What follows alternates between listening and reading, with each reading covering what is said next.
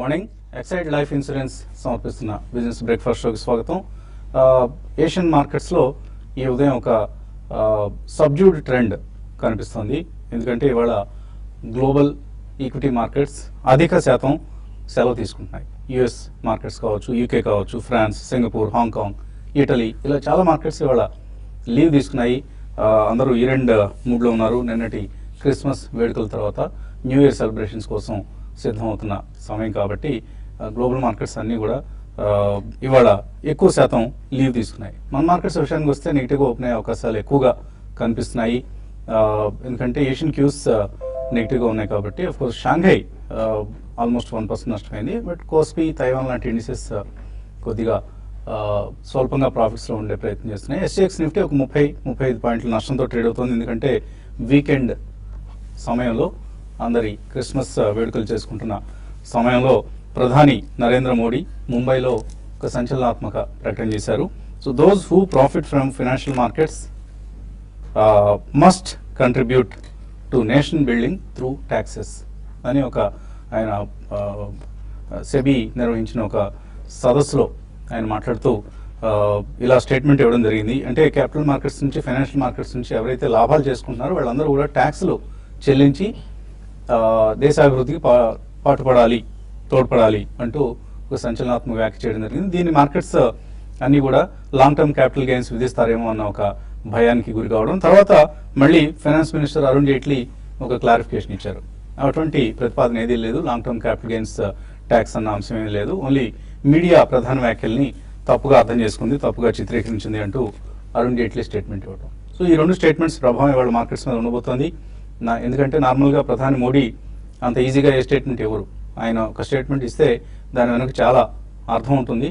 Last time మనం black money విషయంలో కూడా చూసాం. డిమానిటైజేషన్ కూడా ఆయన సూచనప్రాయంగా చాలాసార్లు వెల్లడించారు, ఎవరూ సీరియస్గా తీసుకోలేదు. అందుకని ఇప్పుడు ఈ ప్రకటనను కూడా స్టాక్ మార్కెట్స్ బహుశా నెగిటివ్గా ఇప్పటి నుంచే సీరియస్గా తీసుకునే అవకాశం ఉంది. మేబీ ఆ ఫలితంగా మార్కెట్స్లో వీక్నెస్ వచ్చే అవకాశం కొట్టిపడేయలేం. ఏదేమైనా ఇవాళ ట్రేడింగ్లో మాత్రం మార్కెట్స్ వోలటైల్గా నెగిటివ్గా రియాక్ట్ అయ్యే అవకాశం ఉంది. అదర్ దాన్ దట్ మార్కెట్స్ ఓవరాల్గా ఒక షార్ట్ టర్మ్ బేరిష్ జోన్లో ఉన్నాయి. లాస్ట్ 3 monthsలో మనం గమనిస్తే నిఫ్టీ ఆల్మోస్ట్ 10% నష్టపోయింది. అంటే ఓవరాల్గా Asian emerging markets under perform చేస్తున్నాయి డెవలప్డ్ మార్కెట్స్తో పోలిస్తే. ఎందుకంటే నికీ లాంటి ఇండిసెస్ మినహాయిస్తే మిగతా ఏషియన్ ఇండిసెస్ అన్ని కూడా లాస్ట్ 3 monthsలో నష్టపోయాయి. బ్రెజిలియన్ ఇండెక్స్ ఫ్లాట్గా ఉంది. S&P 500 లాస్ట్ 3 monthsలో 10% పెరిగింది. అలాగే జపనీస్ నికాయ్ కూడా ఆల్మోస్ట్ ఒక 17% పెరిగింది లాస్ట్ 3 monthsలో. మన మార్కెట్స్లో నిఫ్టీ మాత్రం 10% క్షీణించింది. రకరకాల కారణాలు, ఎఫ్ఐఎస్ సెల్లింగ్ ఎక్కువగా ఉండడం, అలాగే డిమానిటైజేషన్ ఎఫెక్ట్ కొంత ఉంది. అండ్ ఎఫ్ఐఎస్ సెల్లింగ్ ఫిగర్స్ మనం ఒకసారి గమనిస్తే లాస్ట్ ఫ్రైడే కూడా 1463 crores వర్త్ స్టాక్స్ వాళ్ళు క్యాష్ మార్కెట్స్లో అమ్మారు. మరొక 1400 crores వర్త్ స్టాక్స్ని F&O మార్కెట్లో అమ్మారు. సో ఓవరాల్గా FIs decided to leave the Indian markets for the time being. Last December figures మనం చూస్తే ఎఫ్ఐఎస్ ఇప్పుడు దాకా 4647 4,647 కోట్ల వర్త్ స్టాక్స్ వాళ్ళు సెల్ చేశారు. ఆఫ్ కోర్స్ డిఐఎస్ ఇదే మొత్తంలో ఆల్మోస్ట్ బయింగ్ రావడం కూడా చూస్తున్నాం. 4061 crores వర్త్ స్టాక్స్ను డిఐఎస్ కొన్నారు. సో ఎఫ్ఐఎస్ సెల్లింగ్ ఆగినంత కాలం మార్కెట్స్ ఇలాగే వీక్గా ఉంటాయి. మనం నిఫ్టీకి సంబంధించి చూస్తే లాస్ట్ 17 సెషన్స్లో 11 సెషన్స్ నష్టాలతో ముగిసింది. అలాగే బ్యాంక్ నిఫ్టీ లాస్ట్ 17 సెషన్స్లో, అంటే డిసెంబర్లో ఉన్న 17 సెషన్స్లో 10 సెషన్స్ నష్టాలతో ముగిసింది. సో బ్యాంక్స్ అండర్ పెర్ఫార్మ్ చేస్తున్నాయి. ఓవరాల్గా నిఫ్టీ వీక్గా ఉంది. అండ్ ఐటీ సెక్టర్ ఒకటే డిసెంబర్లో కొంత అవుట్ పెర్ఫార్మ్ చేసింది. ఆల్మోస్ట్ ఒక లాస్ట్ 7 సెషన్స్లో 6 సెషన్స్ వాళ్ళు ఐటీ స్టాక్స్లో మనం ప్రాఫిట్స్ రావడం చూసాం. అండ్ మేబీ ఇదే ట్రెండ్ కొద్ది రోజుల పాటు కొనసాగే అవకాశం ఉంది. అండ్ ఫార్మాలో రకరకాల మార్పులు చోటు చేసుకుంటున్నాయి. లాస్ట్ ఫ్రైడే కూడా మనం చూసాం దివీస్ ల్యాబ్స్లో ఎటువంటి నెగిటివ్ మార్పులు చోటు చేసుకున్నాయో. కంపెనీ స్టాక్ ఆల్మోస్ట్ ఒక 22% లాస్ట్ ఫ్రైడే నష్టపోవడం చూసాం. యుఎస్ఎఫ్డిఏ నుంచి అబ్జర్వేషన్స్, చాలా సీరియస్ అబ్జర్వేషన్స్ వచ్చాయి అనే వార్తలతో మేబీ మేనేజ్మెంట్ కొంత ఇక్కడ ఏదైనా రియాక్ట్ అయ్యి పాజిటివ్ స్టేట్మెంట్స్ ఇస్తే తప్ప దివీస్ ల్యాబ్స్ ఇవాళ కూడా బహుశా సెల్లింగ్కి గురయ్యే అవకాశం ఉంది. సో ఇది ఫార్మాలో ఉన్న ట్రెండ్ని మనకు స్పష్టం చేస్తుంది దివీస్ ల్యాబ్స్ లాంటి కౌంటర్స్లో జరుగుతున్న పరిణామాలు. అదర్వైజ్ ఇవాళ ట్రేడింగ్ మాత్రం ఎఫ్ఎం, ప్రైమ్ మినిస్టర్ వీళ్ళిద్దరి, ఎందుకంటే ఇద్దరు డిఫరెంట్ ట్యూన్స్, వేరు రాగాలు పాడుతున్నారు. సో ఎవరి రాగాన్ని మార్కెట్ సీరియస్గా తీసుకుంటే బహుశా నరేంద్ర మోదీ స్టేట్మెంట్స్కే ఎక్కువ ఇంపార్టెన్స్ ఇచ్చే అవకాశం ఉంది. ఎందుకంటే చాలా కీలకమైన దశలో ఉన్నాం. డిమానిటైజేషన్ అయిపోతుంది. డిసెంబర్ 30తో డిమానిటైజేషన్ వ్యవధి పూర్తవుతుంది. మేబీ ఆ తర్వాత ప్రభుత్వం ఎటువంటి చర్యలు తీసుకుంటుంది, రౌండ్ 2 బ్లాక్ మనీపై యుద్ధం రౌండ్ 2 ఎలా ఉండబోతోంది, ఈసారి బినామీ ప్రాపర్టీస్ మీద దృష్టి సారిస్తూ ఉంటున్నారు, దానికి సంబంధించి ప్రభుత్వం ఎటువంటి చర్యలు తీసుకుంటుంది, ఎకానమీని ఏ విధంగా ఇది మళ్ళీ ఒక కుదుపుతుంది. ఎందుకంటే డిమానిటైజేషన్ డివిడెండ్ అనుకున్న విధంగా రాలేదు ప్రభుత్వానికి, ఫిజికల్ డెఫిసిట్ తగ్గే అవకాశం లేదు. అలాగే బినామీ ట్రాన్సాక్షన్స్, బినామీ ప్రాపర్టీస్ మీద చర్యలు కూడా ఇలాగే ఉంటాయా, ఇవన్నీ కూడా రకరకాలుగా మార్కెట్స్లో ఉన్న కన్సర్న్స్. చాలా ఆసక్తిగా చూస్తున్నారు అందరూ. నెక్స్ట్ ప్రైమ్ మినిస్టర్ స్టెప్ ఎలా ఉండబోతుంది. రాత్రి కూడా మా నైబర్ లిఫ్ట్లోనే వెళ్తుంటే అడుగుతున్నారు, ఏంటి సార్ జనవరిలో ఎటువంటి షాక్స్ ఉంటాయని. సో ఇదంతా ఒక షాక్గా మార్కెట్స్ కామన్ మ్యాన్లో ఉన్న అపోహలు, ఆందోళనలు కావచ్చు, అపోహలు కావచ్చు, వీటన్నిటినీ ప్రభుత్వం త్వరలోనే క్లియర్ చేసి ఒక స్పష్టత ఇవ్వాలి. ఇది మా రోడ్ మ్యాప్ ఇలా ఉండబోతుంది అంటూ. ఎందుకంటే అనవసరపు ఆందోళనలు, అనవసరపు భయాలు ప్రజల్లో పెరగడం కూడా మంచిది కాదు. అందరి జీవన విధానాల్లో ఇవి మార్పులు చోటు చేసుకునే సమయం కాబట్టి ప్రభుత్వం చాలా కేర్ఫుల్గా వాళ్ళ రోడ్ మ్యాప్ని క్లియర్గా డిఫైన్ చేసుకుని, ఎందుకంటే ఆర్బీఐ ఏ విధంగా తప్పటడుగులు వేసిందో మనం లాస్ట్ 50 డేస్లో చూసాం. సో అటువంటి తప్పులు భవిష్యత్తులో దొరకకుండా క్లియర్ కట్ విధానాలతో ముందుకు వెళ్లాల్సిన బాధ్యత ప్రభుత్వంపై ఉంది. దాన్ని ప్రభుత్వం సమర్థవంతంగా నిర్వర్తిస్తుందని ఆశిద్దాం. ఇక మార్కెట్స్ గురించి మాట్లాడేందుకు అనలిస్ట్ మనతో సిద్ధంగా ఉన్నారు. సో చాలా ఇంట్రెస్టింగ్ పీరియడ్లో ఉన్నాం మనం మార్కెట్స్లో. నిఫ్టీకి సంబంధించి మనం సపోర్ట్స్ చూస్తే మేబీ 7915 ఆ సమీపంలో సపోర్ట్ కనిపిస్తుంది. అలాగే రెసిస్టెన్స్ కూడా 8020 సమీపంలో రెసిస్టెన్స్ కనిపిస్తుంది. సో ఈ జోన్ నుంచి బయటపడే ఛాన్సెస్ ఏమైనా ఉన్నాయి? ఐ థింక్ లాస్ట్ 5 days గా మనం ట్రేడింగ్ ప్యాటర్న్ చూస్తే ఆల్మోస్ట్ మనకి 20-day మూవింగ్ యావరేజ్ కింద ట్రేడ్ అవుతుంది చూస్తున్నాం. సో ఎప్పుడైతే 20-day మూవింగ్ యావరేజ్ కట్ అయ్యి దాని కింద ట్రేడ్ అవుతుందో డెఫినెట్ గా షార్ట్ టర్మ్ ట్రెండ్ అనేది ఐ థింక్ డౌన్ ట్రెండ్ గానే మనం పరిగణిస్తాం. సో 8136 మనకి 20-day మూవింగ్ యావరేజ్, దాని కింద ఉన్నంత కాలం ప్రాబ్లీ మార్కెట్ లో ఒక డౌన్ ట్రెండ్ ఎస్టాబ్లిష్ అయ్యే ఛాన్స్ ఉంది.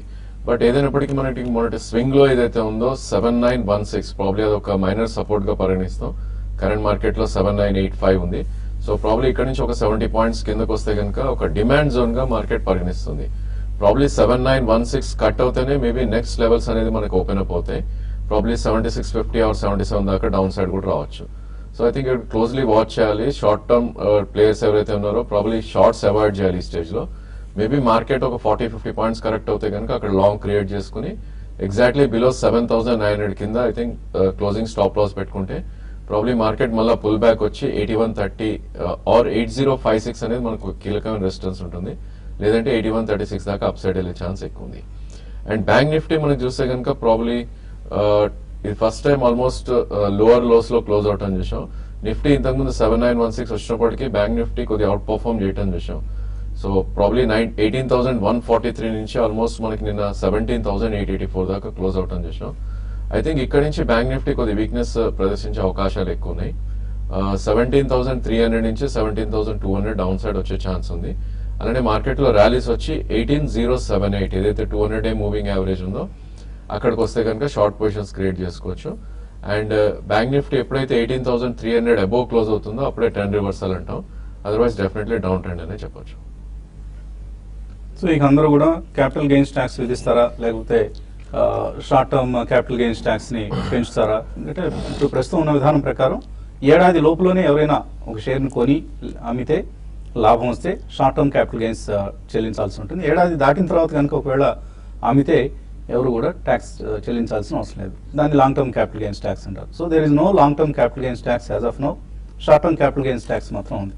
సో ఇప్పుడు పన్ను విధానంలో మార్పులు తీసుకొచ్చి ఈ 1 year ఏదైతే ఉందో ఈ పీరియడ్ని ఒకవేళ 3 ఏళ్ళు మీరు మినిమం హోల్డ్ చేస్తేనే మీకు long term capital gains tax ఉండదు అంటారా, లేకపోతే షార్ట్ టర్మ్ క్యాపిటల్ గెయిన్స్ ట్యాక్స్ని పెంచుతారా, లేదా ఎస్టీటీ సెక్యూరిటీస్ ట్రాన్సాక్షన్ ట్యాక్స్ని పెంచుతారా? ఇటువంటి రకరకాల అనుమానాలు ఇప్పుడు మార్కెట్స్లో వ్యక్తం అవుతున్నాయి.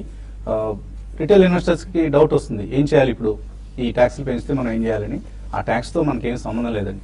ఎందుకంటే ట్యాక్స్ ఎవరు కూడా ఎక్కువ మంది పోర్ట్ఫోలియోస్ని బిల్డ్ చేసుకుంటూ వెళ్తాం. 5 ఏళ్ళు 10 ఏళ్ళు 15 ఏళ్ళు 20 ఏళ్ళు ఇలా హోల్డ్ చేసే ఉద్దేశంతో బిల్డ్ చేసుకుంటూ వెళ్తాం. కాబట్టి అటువంటి పోర్ట్ఫోలియో బిల్డ్ చేసుకున్న వాళ్ళకి ఈ ట్యాక్సేషన్ విధానాలతో వచ్చే మార్పుల వలన మనం ట్యాక్స్ కోసం మార్కెట్స్లో ఇన్వెస్ట్ చేయం కదా, మంచి క్యాపిటల్ గెయిన్స్ రావాలి, మంచి రిటర్న్స్ రావాలనే ఉద్దేశంతో వెల్త్ క్రియేషన్ కోసం చేస్తాం. కాబట్టి ఎవరు కూడా వీటి గురించి ఎవరు పెద్దగా ఆందోళన చెందొద్దు. Only traders will be affected to some extent. వాళ్ళకి ఎలాగూ ఇటువంటి రిస్కులు తప్పవు. అండ్ ట్రేడర్స్కి వాళ్ళ ఎటువంటి సలహా ఇస్తున్నారు మీరు? చూడండి, మార్కెట్స్ కానీ గమనిస్తే మనకి లాస్ట్ ఒక 1 వీక్లో మళ్ళీ ఇంకా స్టాక్ ప్రైస్ కరెక్షన్ అనేది ఎక్కువ ఉంది. మార్కెట్స్ వోల్టాలిటీ ఉంది. తర్వాత మళ్ళీ 8,000 బిలో మనకి రావడం చూసాము చాలా రోజుల తర్వాత. ఈవెన్ క్లోజింగ్ బేసిస్లో కూడా 8,000 బిలో 2 రోజులు క్లోజ్ కావడం అనేది కొంచెం ఇక్కడ నుంచి మళ్ళీ F&O క్లోజింగ్ మనకి 3 రోజులు మనకి టైం ఉండడం వల్ల కొంచెం వోల్టాలిటీ ఉంటుంది.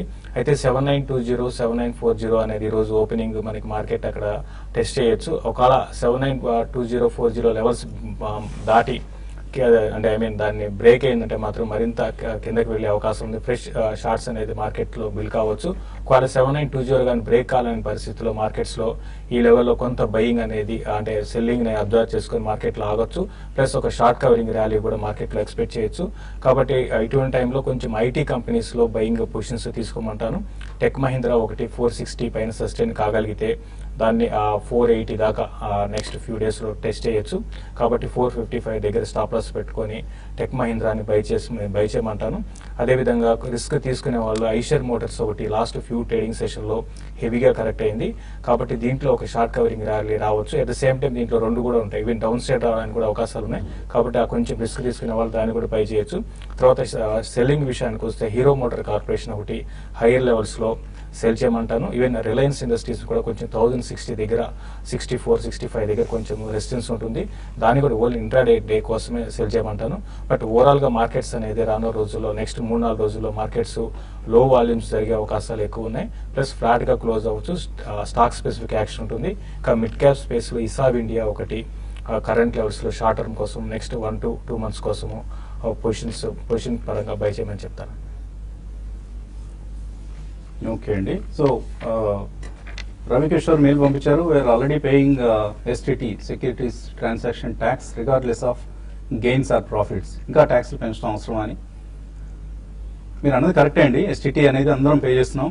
Weather we make profit or not అనేది మెటీరియల్ కాదు ఇక్కడ. Immaterial of irrespective of whether we are gaining or making losses STT pay చేస్తున్నాం. కానీ ప్రభుత్వం ఎటువంటి నిర్ణయం తీసుకుంటుందో ఇప్పుడే ఊహించడం కష్టం. Let us hope that government మార్కెట్స్కి ఫ్రెండ్లీగా ఉండే వైఖరిని అవలంబిస్తుందని ఆశిద్దాం.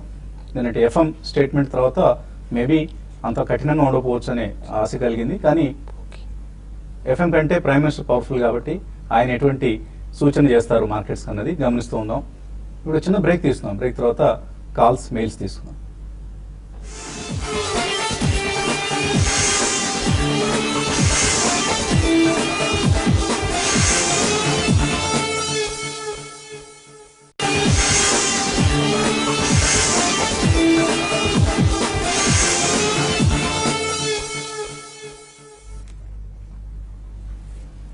ఎక్సైడ్ లైఫ్ ఇన్సూరెన్స్ సమర్పిస్తున్న బిజినెస్ బ్రేక్ఫాస్ట్ షోకి తిరిగి స్వాగతం.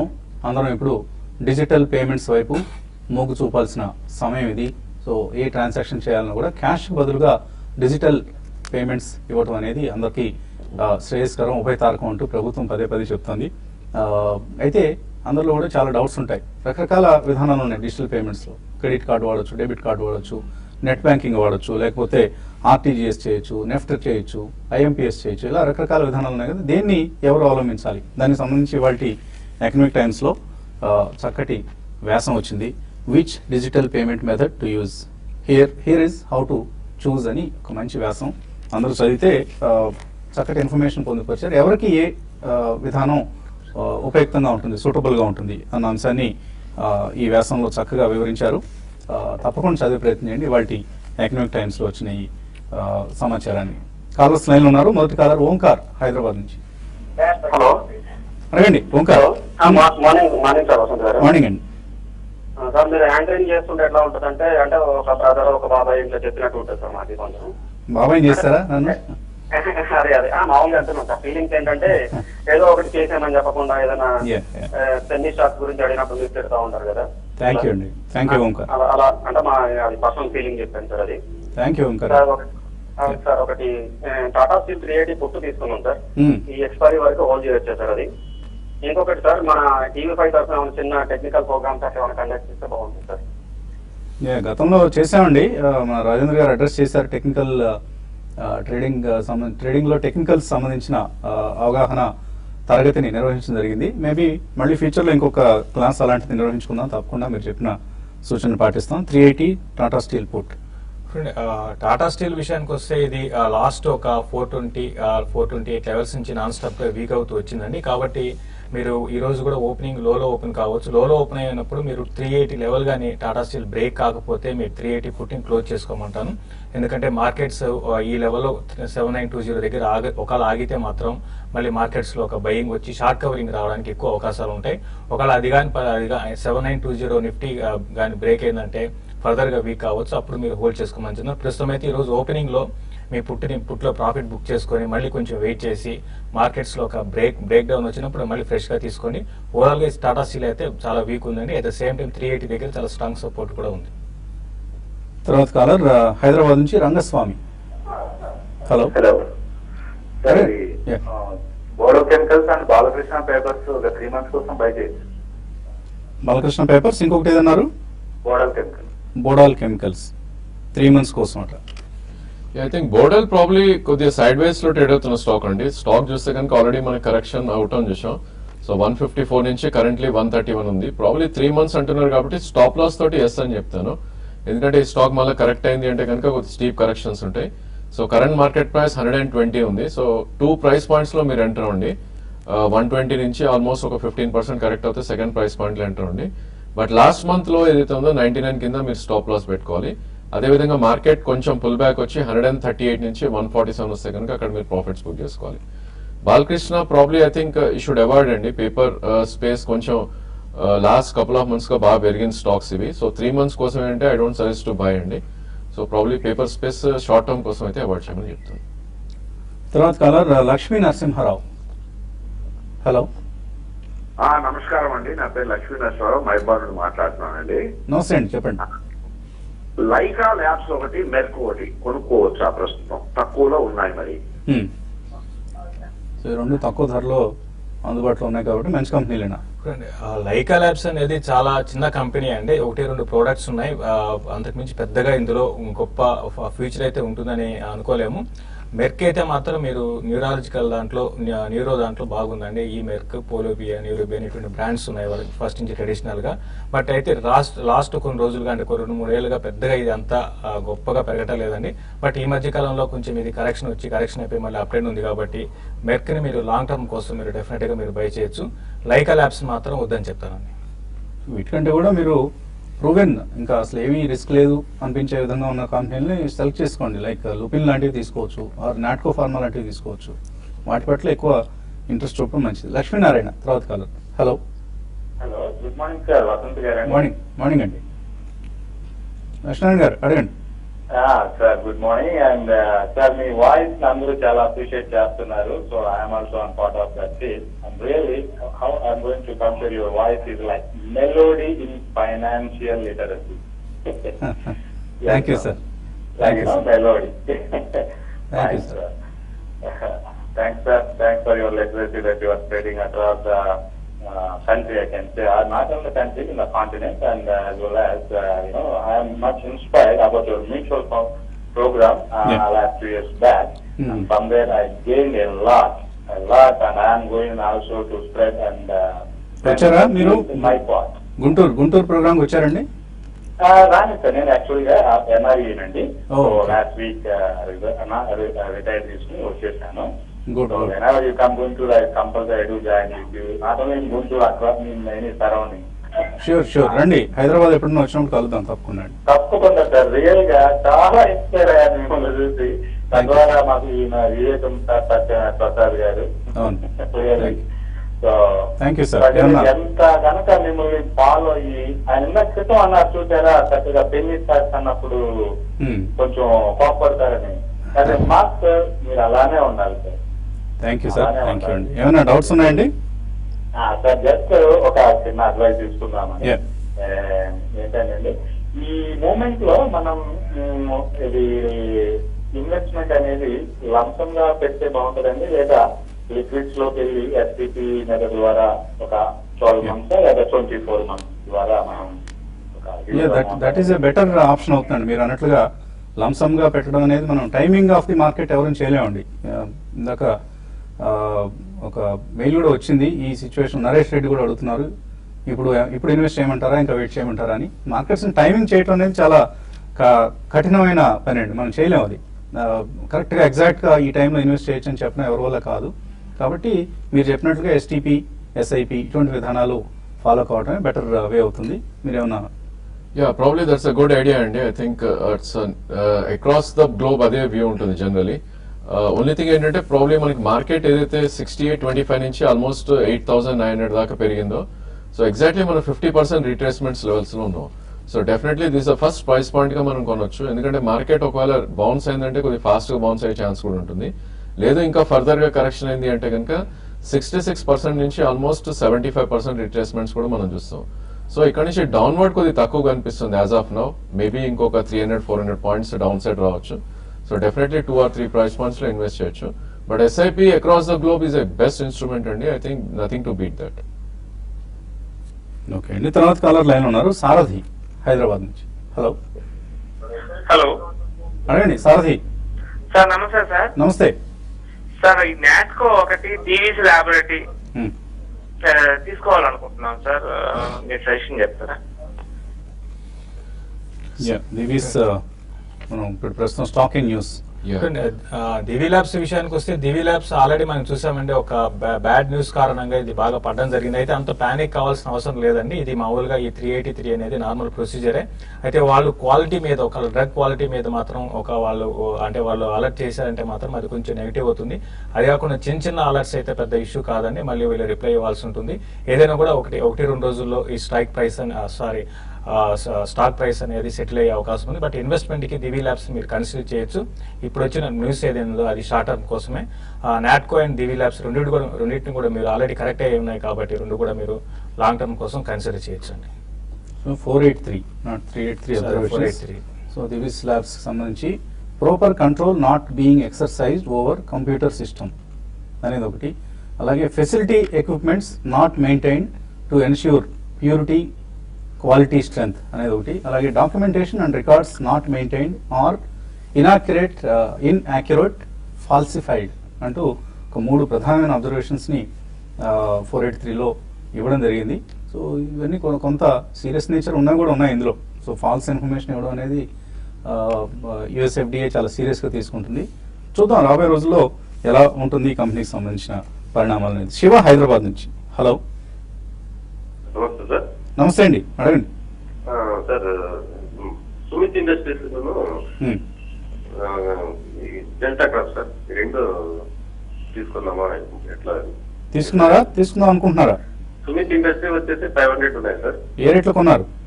22లో తీసుకున్నాను సార్. ఓకే అండి. డెల్టా కార్ కొందాం అనుకుంటున్నారా? అవును సార్. ఎట్లు సలహా ఇస్తారు? Sumit probably 22 is a good price point అండి. 36 కరెంట్ మార్కెట్ ప్రైస్ ఉంది. బట్ ఇలాంటి స్టాక్స్ లో I think you should have stop loss. So definitely మీ కాస్ట్ ప్రైజే మీ స్టాప్ లాస్ అని చెప్పొచ్చు. ఎందుకంటే 3 month లో అది. సో ప్రాబ్లీ మీ కాస్ట్ ప్రైస్ కింద మీరు స్టాప్ లాస్ పెట్టి హోల్డ్ చేయండి స్టాక్. ఇది 2011లో 47 దాకా హై వెళ్ళటం చేసాం. సో మొన్నటి హై కూడా ఆల్మోస్ట్ అక్కడే ఉంది 43-44. సో డెఫినెట్లీ 47 దాటింది అంటే కనుక 60-65 దాకా అప్ సైడ్ వెళ్ళే ఛాన్స్ ఉంది. ఈ స్టేజ్ లో risk to reward I think bulls K favourable ఉంది కాబట్టి హోల్డ్ చేయమని చెప్తాను. డెల్టా కాప్ ఆల్రెడీ మనం చూస్తున్నాం లాస్ట్ కపుల్ ఆఫ్ మంత్స్ లో డిమానిటేషన్ ఎప్పుడైతే అనౌన్స్ అయిందో ఆ రోజు నుంచి వర్టికల్ క్రాష్ రావడం చూసాం. స్టాక్ చూస్తే కనుక మనకి ఆల్మోస్ట్ 86 నుంచి 200 దాకా పెరగడం చూసాం 2 months 3 months లోనే. అంతే ఫాస్ట్ గా మనకి 1 month లోనే ఆల్మోస్ట్ బిలో 100 దాకా నియర్ టు 100 దాకా రావడం చూస్తున్నాం. సో నా ఉద్దేశంలో 98 నుంచి ప్రాబ్లీ 86 వరకు మంచి సపోర్ట్ ఉంటుంది. సో మీకు 1 year వ్యూ ఉంటే కనుక డెఫినెట్లీ అక్యూమిలేట్ చేయమని చెప్తాను. ఓకే అండి, ఇంకా మెయిల్స్ అలాగే కాల్స్ వెయిట్ చేస్తున్నారు కానీ ప్రస్తుతానికి సమయం మించిపోయింది మనకు. ఈ కార్యక్రమాన్ని TV5 ఇక్కడితో ముగించి మళ్ళీ youtube.com/TV5money/live ఈ ప్లాట్ఫామ్ మీద కలుద్దాం. ఈ చిన్న బ్రేక్ తర్వాత కీప్ వాచింగ్ TV5.